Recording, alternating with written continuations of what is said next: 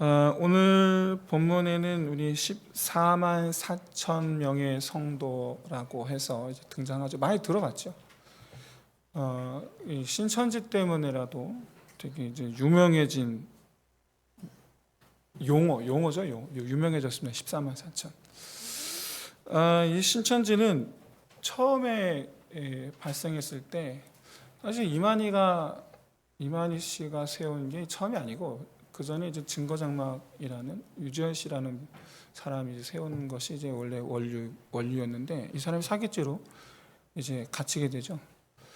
그랬더니 그 밑에 일곱 천사 역할이었죠, 아마 이만희 씨가. 그래서 나와서 지금 세운 게 이제 예수 증거장막이었죠. 그게 지금의 신천지입니다. 그러면서 이제 자기 그 교세의 빠른 확장을 위해서 모토로 삼은 것이 14만 4천이에요. 그러니까 교회가 우리 이 예수 증거 장막이 14만 4천 명이 되면 예수님 오신다. 예요. 이게. 그래서 이 신천지에서 말하는 14만 4천이라는 것은 뭐냐면 지금 현재의 14만 4천 성도가 되면 예수님 오신다라는 얘기예요. 근데 지금 20만 명이 넘었죠. 언제 오시려나 잘 모르겠는데. 이 신천지는 14만 4천이라는 개념을 완전히 잘못 이해했죠. 원래 이해할 생각도 없었고 원래가 거기는 그냥 자기네 그 기독교적인 제대로 된 어떤 이런 계시록의 제대로 된 마인드로 주장한 게 아니라 그저 그냥 속임수와 거짓 돈벌이를 하기 위한 목적으로 이제 주장했던, 그러니까 소위 14만 4천의 숫자를 이용한 거에 불과하기 때문에 저는 별로 이렇게 의미를 두진 않습니다만. 어쨌든 이 14만 4천 성도들은 과연 어떤 사람들을 가리키느냐. 잠깐 우리 화면에 도표를 한번 보십시오. 화면에 도표를 보시면 이 14만 4천이라는 숫자를 소인수 분해하듯이 이렇게 분해하면 12 곱하기 12 곱하기 1000입니다. 아시겠지만 히브리 숫자 자체가 의미가 있어요. 1이 뭘 가리킬까요? 여러분 다 아시는 오직 한 분이신 하나님을 가리키죠. 히브리 숫자 자체가 의미가 있다는 얘기예요. 그 3은 뭘 가리킬까요? 3? 삼위일체 하나님을 가리키긴 하는데 신성으로서의 완전수를 가리켜요. 신성으로서의 완전수. 신성으로서의. 그렇게 해서 이제 12라는 숫자입니다. 12라는 숫자는 하나님의 백성으로서의 완전수예요. 그러니까 나라, 백성, 통치 이런 걸 가리켜요. 10이라는 숫자가. 그래서 12 곱하기 12인데 앞에 12는 구약 백성을 가리키고 구약 시대, 구약의 나라, 구약의 하나님 나라, 그래 구약 백성을 가리키고 뒤에 12는 신약의 하나님 나라 또는 이제 신약의 하나님 백성을 가리켜요. 그 다음에 히브리 숫자 자체가 1000 이상이 없습니다. 히브리 숫자 자체가 1000 이상이 없어요. 그래서 1000은 그냥 무한이에요. 무한. 1000이라는 숫자 자체가 무한을 가리켜요. 그러다 보니까 우리가 말하는 14만 4천이라는 정수로서의 14만 4천을 말하는 게 아니고 구약 백성, 신약 백성, 셀 수 없는 구약 백성, 신약 백성을 가리켜요. 정수 14만 4천이 아니에요. 많은 분들이 그래서 자꾸 신천지 때문에 헷갈려 하시는데. 그래서 이제 그렇기 때문에 14만, 이제 도표 끄시고 14만 4천은 그러다 보니 9절에서 보시면 이후에 내가 보니 하면서 등장하는 흰 옷을 입고 셀 수 없는 큰 무리가 나와 흰 옷을 입고 보좌 앞에 어린 양 앞에 서서 찬송하기 시작합니다. 자, 여기 나오는 흰 옷 입은 수많은 무리들은 어디에 있습니까? 보좌 앞에 천상교회에 있죠. 천상교회에 있어요. 그런데 14만 4천 교회 성도들은 어디에 있습니까? 지상의 성도들이에요. 지상의 성도들. 지상교회 성도들. 그런데 문제가 있습니다. 14만 4천 성도들 아까 보셨다시피 앞에 12는 구약의 성도들이고 뒤에 12는 신약의 성도들이에요. 그러니까 어느 한 시점의 성도 숫자를 가리키는 게 아니고 하나님께서 태초에 이제 창조하신 이후로 마지막 심판에 이르실 때까지 모든 인류 역사 가운데 있는 성도들을 가리켜요. 모든 성도들. 그러니까 이 땅에서 하나님 믿은 모든 성도들을 가리킨다는 얘기야. 이 땅에서. 그래서 실제로 이 구원받은 이 성도들 어떤 이런 숫자, 그래서 이 숫자가 나중에 뭐가 됩니까? 엄밀히 말하면은 조금 전에 우리가 보게 된 천상교회 셀 수 없이 많은 흰옷 입은 성도들과 지상교회 14만 4천이라는 성도들은 같은 개념이라는 뜻이에요. 같은 개념이에요. 단 말씀드렸다시피 14만 4천 성도들은 지상교회에서, 흰옷 입은 셀 수 없이 많은 흰옷 입은 성도들은 천상 하늘교회에서. 그런데 이 성도들이 하는 일이 달라요. 뭐가 다르냐? 천상교회 성도들은, 하늘교회 성도들은 보좌 앞에서 하나님을 찬송하는 성도들입니다. 그런데 14만 4천 성도들은 뭐 하는 사람들이냐? 이제 그걸 볼 거예요. 이 지난주에 우리가 살펴봤던 내용인데, 6번째 이인 심판이 끝나고 처음으로 등장한 삽입 묵시의 내용이 이제 오늘 본문의 14만 4천 성도들의 등장했던 이 내용인데, 왜? 이유가 뭘까? 도대체 왜 6번째 이인 심판이 끝나고 나서 삽입 묵시의 내용으로서 왜 14만 4천 성도들에 대해서 왜 지금 보여주는 걸까? 그 이유가 뭘까? 이유가 뭘까? 보십시오. 우리가 지난주에 이인, 나팔, 대접 심판, 세 가지 심판, 근데 각각 7번의 그 안에 7번의 심판들이 있었지 않습니까? 그런데 그 심판만 있는 것이 아니라 사이사이에 삽입 묵시라는 것도 같이 있어서, 예를 들면 6번째 이인 심판이 끝나고 한 개의 삽입 묵시가 있었고, 그 다음에 6번째 나팔 심판이 끝난 다음에 5가지의 삽입 묵시가 있다. 지난주에 말씀을 드렸죠. 근데 그 삽입 묵시 내용들 전부 다 하나같이 심판의 내용과는 하등 관계가 없어요. 정말 뜬금없는 내용들이에요. 정말로 뜬금없는 내용이 갑자기 나오는 거예요. 그래서 이 요한계시록을 읽는 사람들은 되게 당황하는 거예요. 그러니까 한참 무슨 심판이 되고 있었는데 갑자기 난데없이 딴 얘기가 나오는 거지. 그러니까 조금 맥이 이해가 안 되는 거죠. 그러나 오늘 제 설교를 들으신 분들은 이게 그 내용이구나. 목사님 말씀하신 이게 그 내용은 이제 아시리라 믿습니다. 자, 돌아와서 이 첫 번째 6번째 인심판이 끝나고 난 다음에 갑자기 등장하는 첫 번째 삽입 묵시가 이제 오늘 본문 내용인데,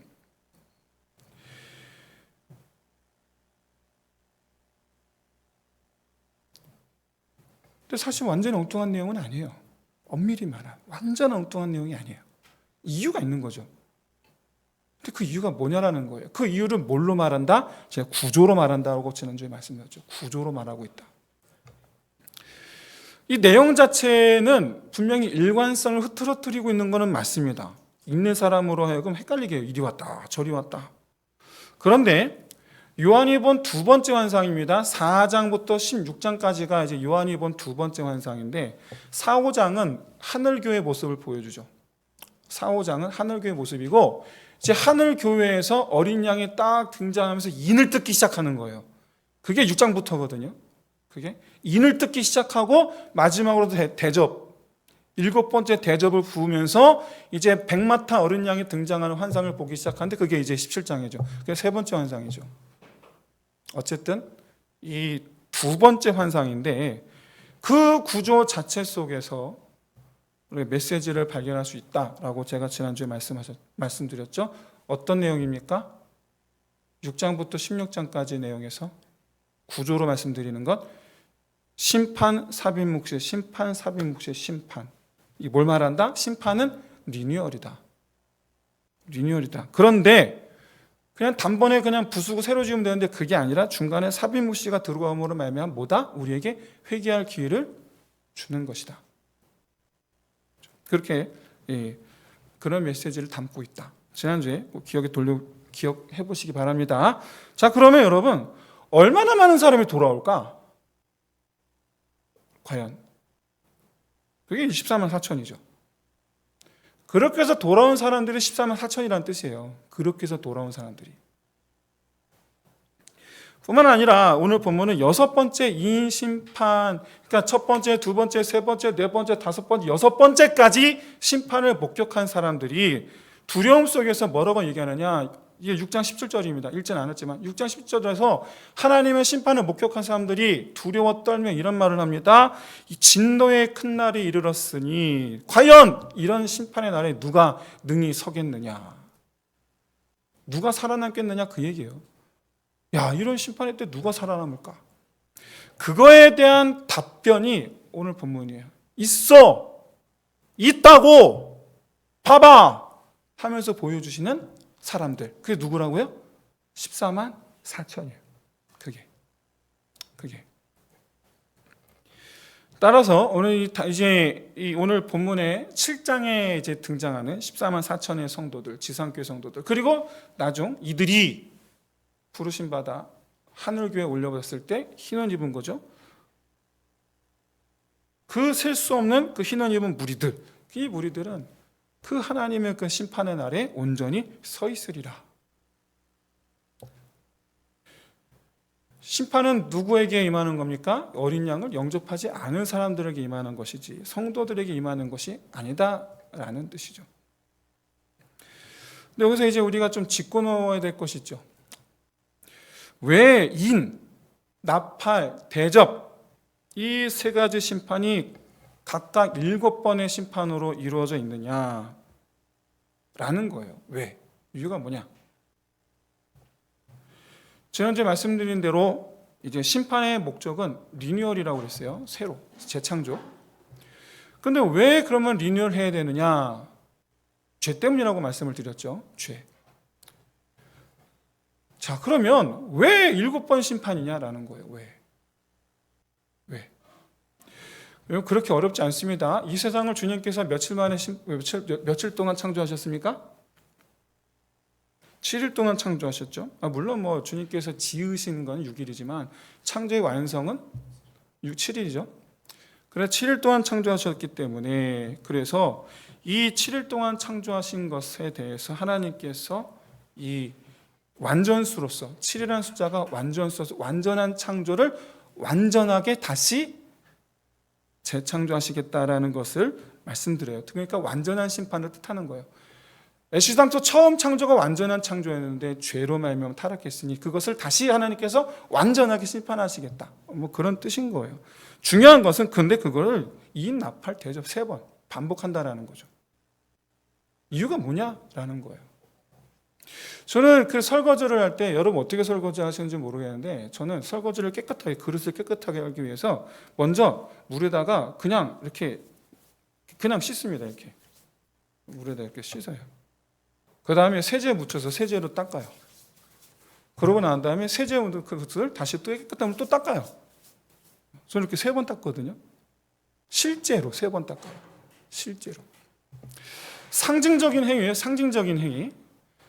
7번씩 3번이라는 심판의 구조 자체가 우리에게 알려주는 메시지는 뭐냐면 완전한 리뉴얼도 있지만 깨끗하게 씻음이라는 의미가 담겨 있다는 거예요.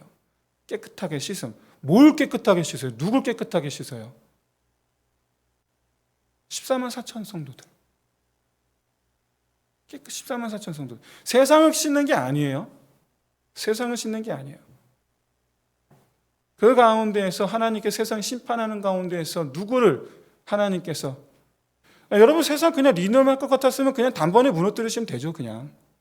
근데 거기에 또 삽입묵시까지 넣어서 이렇게 넣어서 괜히 또 이렇게 질질 끈단 말이죠. 그 이유가 뭐냐라는 거예요. 14만 4천 성도들이란 말이에요. 회개할 이들을 위해서란 말이에요. 회개가 뭡니까? 죄로부터 하나님 건져주시는 거 아닙니까?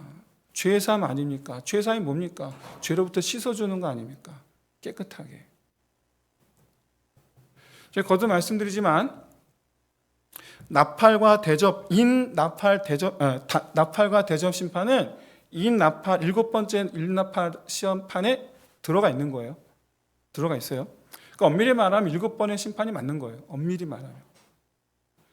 하지만 이 삽입묵시로 인해서 단순히 심판이라는 의미만 있는 것이 아니었더라라는 것을 우리가 알게 되고, 그래서 삽입묵시로 인해서 이것은 마치 알곡을 거르는 것처럼 심판의 과정 속에서 죄 가운데 있는 이들 가운데에서 씻어 건지는 이들이 있더라라는 거예요. 씻어 건지는 이들이 있더라. 그게 누굽니까? 바로 나. 저와 여러분이 14만 4천 성도인 줄로 믿으시길 주의로 축원드립니다. 그래서 이거는 이제 회개할 기회를 얻어서 깨끗이 씻음 받고, 이처럼 우리가 하나님 앞에 씻음 받은 백성을 14만 4천 성도가 되었다. 자, 이제 문제가 있어요. 우리가 있는 이 세상, 자, 나는 깨끗이 씻음 받았습니다. 그러니까 쉽게 말해서 지금 자, 우리가 다시 설거지 얘기를 할게요. 설거지 대야에다, 우리 실제로 그렇게 하진 않지만, 대야 받아놓고, 이 그릇들 왕창 집어넣고 막 닦았단 말이에요. 닦았다고요. 그런데, 닦았는데, 아직 안 건져내고 딱 그걸 딱 놔둔 거야. 지금. 놔뒀다고요. 그럼 다시 더러워질까요? 안 더러워질까요? 다시 더러워질까요? 안 더러워질까요? 재기가 어렵나요? 재기가 어렵나요? 다시 더러워지지 않겠나요? 더러워지지 않나요? 이게 문제라는 거예요. 이게. 그래서 14만 4천 성도들의 정체성은 뭡니까? 아까 말씀드렸습니다. 하늘교회에 셀 수 없이 많은 흰옷 입은 성도들의 정체성은 찬송하는 자들입니다. 그런데 이 세상 가운데 14만 4천 성도들의 정체성은 뭐냐면, 나를 다시 더럽게 만들려는 죄와 싸우는 성도들이란 뜻이에요. 개념이 달라요. 그래서 굳이 구분한 거예요. 그래서 굳이 구분해서 지상교회 성도들을 14만 4천 성도들이라고 표현을 한 거고, 하늘교회 성도들은 흰옷 입은 성도들이라고 표현을 한 거예요. 왜요? 흰옷이 다시 더러워질 일이 없거든요. 하늘교회에서는 흰옷이 다시 더러워질 일이 없어요. 그래서 하늘교회 성도들이 하는 일은 다시 죄무들과 죄와 더불어 싸우는 성도들, 이미 완전히 깨끗함을 입어 하나님 오직 찬송하는 일만 하는 성도들이고, 14만 4천 성도들은 구원받았으나 깨끗함을 입었으나 아직 이 세상 더러운 곳이 있기 때문에 뭐 해야 된다? 싸워야 된다. 싸워야 된다. 그 사실을 가리켜 어떻게 표현하고 있냐면, 인침 받았다 라고 표현하는 겁니다.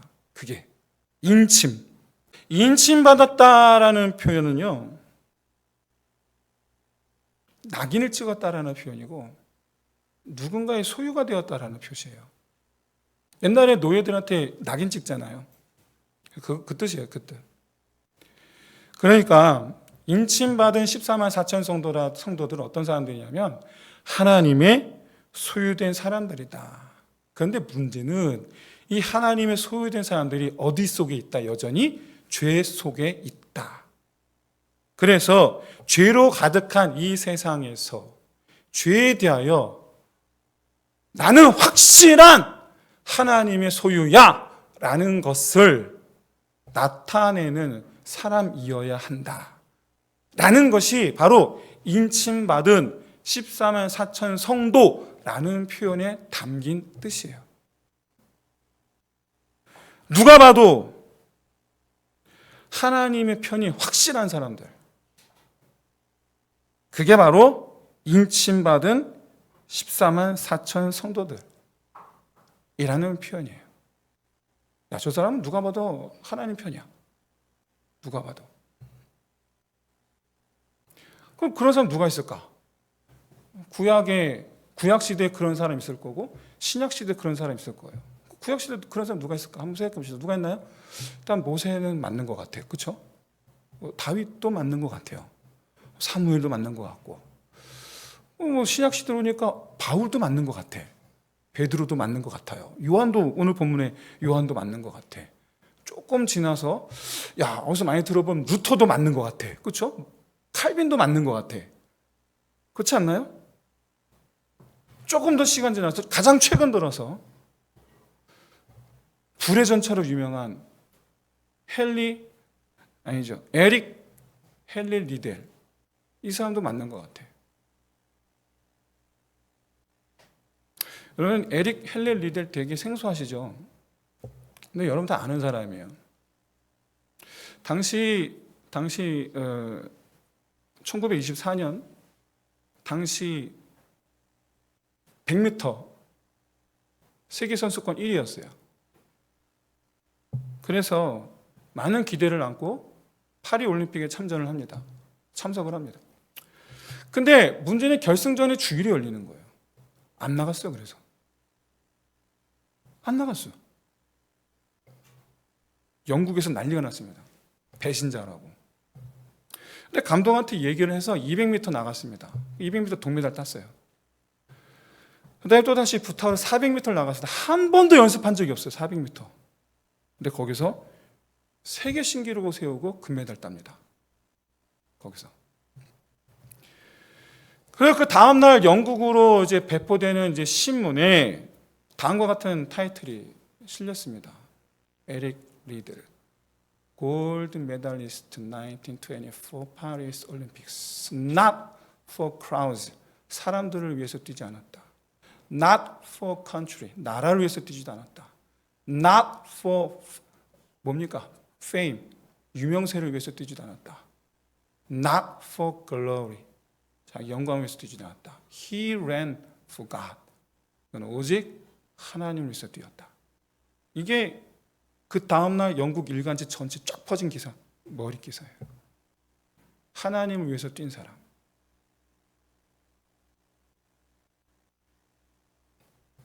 에릭 리델.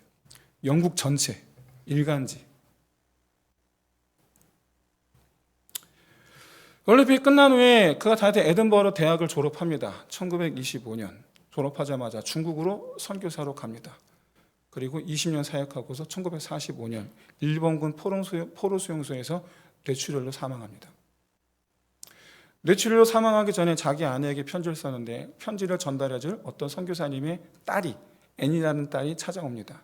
그 앤이라는 소녀에게 편지를 전해주면서 마지막으로 귀에 속삭이기를 띄엄띄엄 속삭이는데 마지막 말 완전한 순종 하고서는 정신을 잃고 그날 저녁에 숨을 거둡니다. 그러면 에릭 리들 그럼 누가 봐도 하나님의 편에 선 사람 아닙니까? 누가 봐도.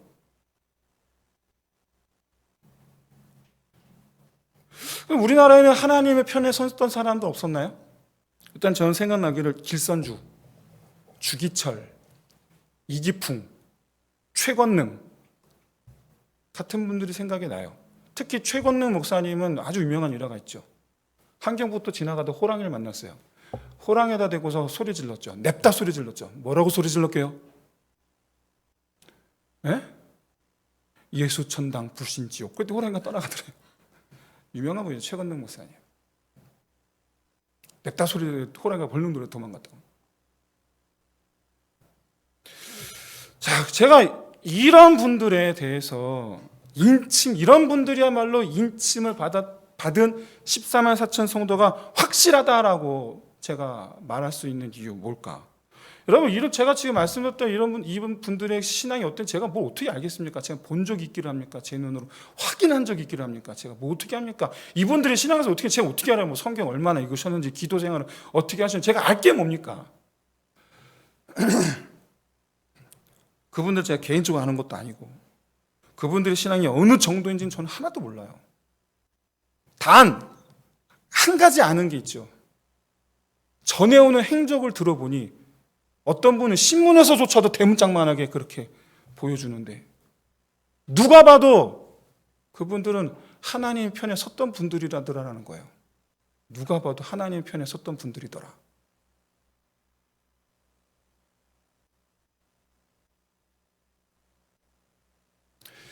제가 설교 쓰진 않았는데 이기풍 목사님 여러분 잘 모르실 거예요. 주기철, 길선주 이런 분들은 잘 유명한데 이기풍 목사 원래 깡패입니다. 깡패. 동네 양아치 중에 생양아치. 지나간 사람들이 길선주 목사님한테도 돌 던져서 이마를 깨뜨린. 마포 삼열 목사님, 마포 삼열 선교사님한테 돌 던져서 머리를 깨뜨린 장본인. 근데 어느 날 이제 회개하고 그 마포살면 목사님한테 세례를 받았죠. 그래서 목사가 됐어요. 제주도를 갑니다. 제주도에서 복음을 전도하죠. 제주도 사람들 아시죠? 거기 돌, 현무암 돌, 날카롭게 짝이 없는 그거를 이기품 못에 던지는 거예요. 근데 그걸 맞으면서 자기가 그 마포 3년 선교사님이 머리를 깼던 걸 기억하면서 자기 머리를 계속 들이댔답니다. 그래서 이기풍 선교사님의 헌신으로 제주도의 첫 교회가 세워지죠. 누가 봐도 하나님의 편에 섰던 분들. 여기서 여러분, 하나님의 편이라는 사실은요, 하나님을 적대하는 것들과 싸우는 사람들이라는 뜻 아닙니까? 그렇죠? 그게 그런 뜻 아닙니까? 그런데 흰옷 입은 성도들, 14만 4천 성도들 이렇게 싸우는 성도들이라면 흰옷 입은 성도들은 승리한 성도들인 거예요. 14만 4천 성도들이 그대로 흰옷 입은 성도들이 되는 거예요. 싸우던 성도들이 그대로 승리하는 성도들이 되는 거예요. 그대로. 이 말은 무슨 뜻이냐면 싸우는 성도가 되지 아니하면 흰옷 입은 성도가 될 수가 없다라는 뜻이에요. 14만 4천 성도여야 흰옷 입은 성도가 된다라는 뜻이에요. 하나님 편에 서야지. 하나님 곁에 갑니다. 그러면 우리 도대체 뭐를 두고 이긴다는 뜻입니까? 뭐에 대해서 이긴다는 뜻일까요? 뭐에 대해서 이겨야 된다는 뜻일까요? 성도가 이긴다. 뭘 대상으로 두고 이긴다. 먼저 이제 생각나라는 건 죄죠, 죄. 죄에 대해서 이기는 거죠. 우리 싸움은 혈과 육에 대한 게 아니에요. 사람 두고 싸우지 마십시오. 쓸데없는 일입니다. 쓸데없는 일. 악한 사람이다. 그럼 그 사람하고 씨름할 이유는 없어요. 우리 싸움은 이 혈과 육에 대한 싸움이 아니고 죄. 죄는 절대로 우리를 포기하지 않습니다. 우리가 이 세상 가운데 있거든요. 이게 세상은요, 구정물이 아까 말씀드렸잖아요. 뭐 이렇게 제가 그냥 비유로 말씀드린 거긴 하지만 우리가 씻음 받은 그릇인데 구정물 속에 있어요. 그러니까 자꾸 우리가 이제 구정물에 자꾸 물들려는 거예요. 이거를 우리가 이겨내는 거죠. 죄는 우리를 가만두지 않아요. 계속해서 죄를 우리 물들게 만들려고 하는 거예요. 그 죄를 뿌리치고 하나님께 나아가는 것, 그게 승리인 줄로 믿습니다. 그게 승리예요. 그게.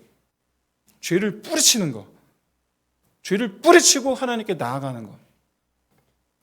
하나님께 나아오기만 하면 그게 이기는 거예요. 그 다음에 성도를 핍박하는 세상에 대해서 이기는 거죠. 핍박하는 성도들에 대해서.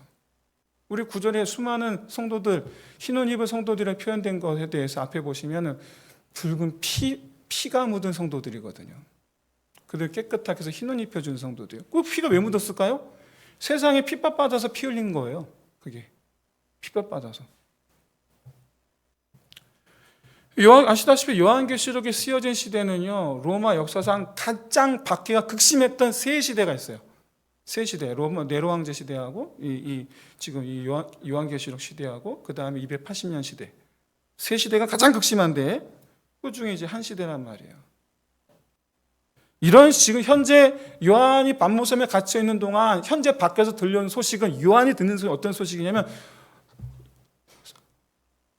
요한 선생님 지금 누가 교회를 떠났다고 합니다. 요한 선생님 지금 누가 감옥에 갇혔는데 지금 간수들이 지금 협박을 하고 있다고 합니다. 이런 소식을 계속 듣는 거예요.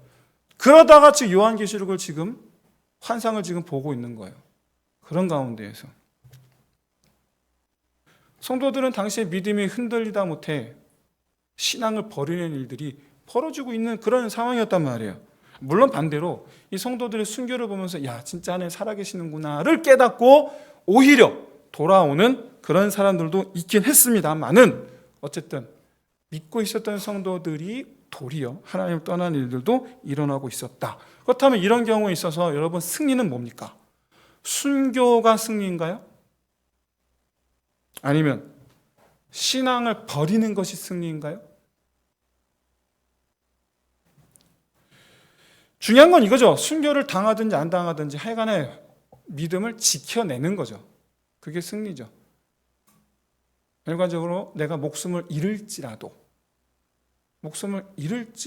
결국엔 신앙을 지켜내는 것, 그게 승리죠. 왜냐? 여러분, 이 땅에서 신앙을 지켜야지 영원한 하나님 나라에서 우리가 보좌 앞에 가는 거 아닙니까? 지극히 당연한 얘기죠. 제가 언제 한번 우리나라 순교사에 대해서 설교할 날이 오기를 바랍니다. 언젠가. 그래서 한 번은 사도행전 설교 한번 해야 되겠다라는 생각을 하고 있습니다만은, 우리나라 순교사에 대해서 제가 여러 번 말씀을 드리면 기가 막힌 일들이 정말 많습니다. 기가 막힌 일들이. 한 가지 예를 들어볼까요? 어느 마을이 지금 기억은 안 나는데 갑자기 그냥 준비해서 설교를 해야 되는데 준비하지 않고 기억나는 대로 말씀드린 거니까, 어느 지역에서 한 50여 명의 마을 사람들을 끌고 나옵니다. 이거 저기 6.25 전쟁 때 북한군에 의해서 북한군이 교회 사람들, 교회 성도들이에요. 끌고 나옵니다. 그래서 일렬로 발머리 일렬로 쭉 두 줄로 쭉 눕힙니다. 그 두 줄이 뭐냐? 탱크가 지나가는. 근데 맨 처음에 아기들을 눕힙니다. 맨 처음에 아기들을. 그 다음에 어린아이들, 그 다음에 엄마들, 그 다음에 젊은 청년들, 그 다음에 장년 아버지들, 그 다음에 노인들. 이 순서가 의미가 있어요. 이 순서가 의미가 있어요. 제일 고집부리고 신앙을 꺾지 않는 사람들이 노인들이에요. 노인들. 제일 쉽게 신앙을 버릴 수 있는 사람들 누구냐? 엄마들이에요. 아기들 때문에. 야, 북한 놈들 진짜, 와. 탱크가 지나갑니다. 놀랍게도 여러분 빵빵 터지더래요. 여기까지만 하겠습니다. 우리나라 순교사예요. 우리나라 순교사. 이 사건의 결론은 뭐냐? 다 죽었어요. 아무도 예수를 부정하지 않았어요.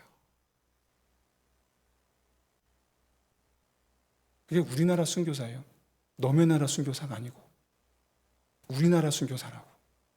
이게 우리나라 교회가 피 위에 세워졌다고요, 여러분. 이 교회가. 저는 우리 교회가, 지금 현재 대한민국 교회가 그 순교사적 믿음이 다시 회복되기를 저는 진심으로 바라고 소망하고 있습니다. 죽으리라라는 믿음을 회복하기를 저는 진심으로 소원합니다. 14만 4천 성도의 믿음을 회복하기를 진심으로 소원합니다. 나 죽을지라도 나 기필코 하나님 편에 서리라. 하나님 편에 선다라는 의미는 그런 거예요. 하나님 편에 선다라는 의미는. 그래서 이 세상에 대해서, 근데 이제 그와 같은 우리 육신의 고통은 아니지만 여전히 세상은 지금도 우리 성도들을 위협하고 있어요. 목숨의 위협이 아니라 우리 영적인 위협을 하고 있어요.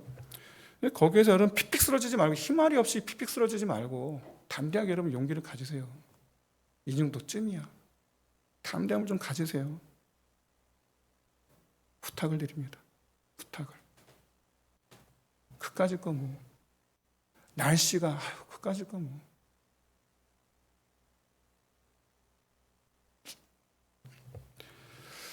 그럼 우리가 하나님 편에 선다라는 것은 다른 게 아닙니다. 어떤 상황에서든 하나님 말씀대로 살려고 노력하는 것 그 자체를 의미해요. 어떤 상황에서든.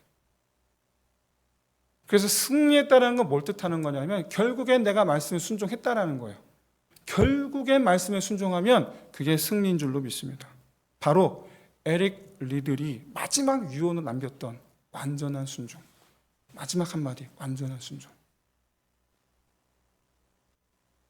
6.25 당시에 가장 처절했던 전투가 백마고지 전투라고 합니다. 가장 처절했던 전투. 우리나라 국군 제9사단, 백마부대죠. 제9사단하고 중공군의 3개 사단이 벌인 전투라고 해요. 중공군 한 개 사단은 우리보다 더 많아요. 그래서 단순히 3배의 차이는 아닙니다. 전에 듣기로는 5배 차이라고 그랬어요. 전에 듣기로는 10일 동안 싸웠는데 주인이, 한국군 중공군 주인이 무려 24번 바뀌었다고 합니다. 10일 동안 24번. 그러니까 하루에도 2번 내지 3번도 바뀌었던 거예요. 하루에도. 이 10일 동안 한국군은 3,500명이 전사했고 중공군은 10,000명이 전사했고, 이때 백마고지에 쏟아부은 포탄망이 28만 발이었다고 합니다. 28만 발. 최종 승자는 구사단이었다. 우리나라 구사단. 백마부대가 최종 승자였다고 합니다. 그럼 오늘날 우리에게 있어서의 이 백마고지가 어딜까요? 우리 심령 아닙니까? 우리 심령에요, 사단마귀가 28만 발의 포탄을 쏘아 붙인다니까요. 만만치가 않아요. 얼마나 많은 양을 우리 마음에 이 유혹의 폭탄, 위협의 폭탄, 얼마나 5만 가지의 이 폭탄을 다 우리 마음에 쏟아붓는다니까요.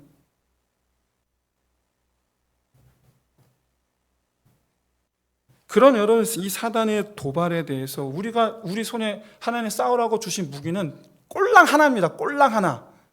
뭡니까? 말씀. 꼴랑 하나, 말씀. 그런데 그 말씀으로 싸우는 우리의 방식은 뭐냐? 완전한 순종. 순종하면 이기는 줄로 믿습니다. 순종하는 사람이 하나님의 편에 선 사람이기 때문이에요. 이런 전쟁에서 승리한 사람이 흰옷 입은 백성이 되는 거예요.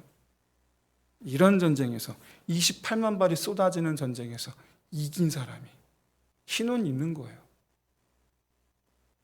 인침을 받아 너는 나의 것 라고 하나님께서 딱 우리 인을 치는 거죠. 넌 내 것, 넌 내 것이라고 딱 도장 인을 치시는 거거든요. 그럼 맞습니다. 저는 주님 것입니다. 주여 말씀 없어서 내가 말씀하신 대로 내가 기꺼이 따르겠나이다. 내가 가라 하시면 내가 가고 서라 하시면 서겠나이다. 주님께 내 생명까지 바치라면 내가 생명까지도 바치겠나이다. 이거죠. 이게 인침받은 자의 태도란 말이죠. 이게.